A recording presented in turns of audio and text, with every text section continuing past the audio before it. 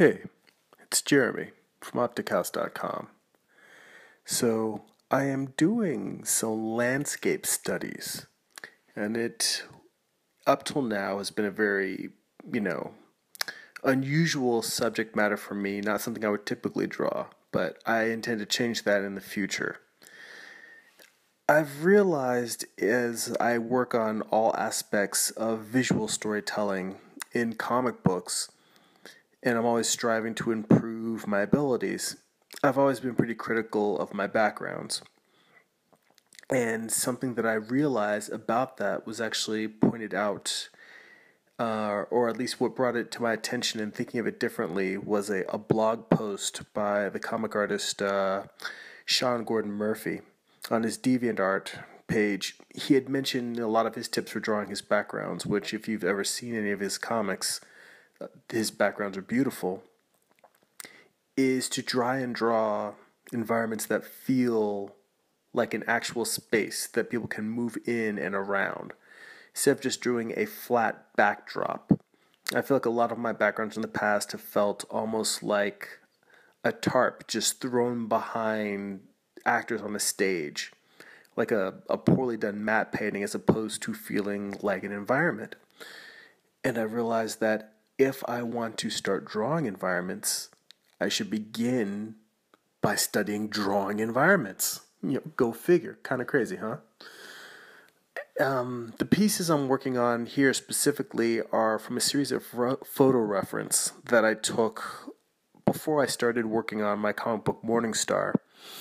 There's a national park out in Los Angeles called Paramount Ranch, and it's some land that was donated. I don't know who currently owns it or whether it's just state property, but it was originally a place that was owned by Paramount Studios, and a lot of their Western movies and TV shows were filmed there. And to this date, they still have a lot of Western-style buildings there that you can walk through. Once a month, they open it up so that you can take a tour and see the insides of the buildings. And, inside they're just, stage sets. But, inside they still, some of them look like full-on Western buildings with interiors. I went there on one of the days when they opened it up, and I shot a lot of photo reference of both the exterior buildings, the interior buildings, some of the surrounding landscapes. And I was just planning to use that just to cite some of the backgrounds that I was going to use in Morning Star.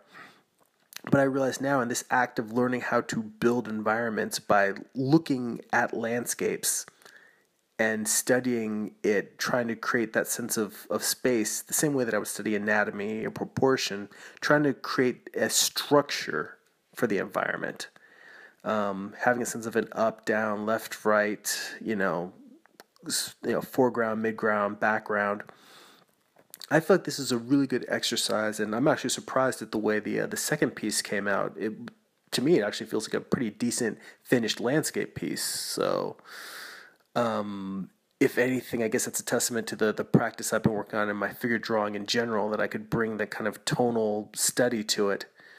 Particularly because when my comics, I'm working strictly in just black and white and a little bit of digital gray tones. And with this, I'm working with a full range of value, which gives me a lot more expressive range, but also it's much more challenging to control because you have more to work with.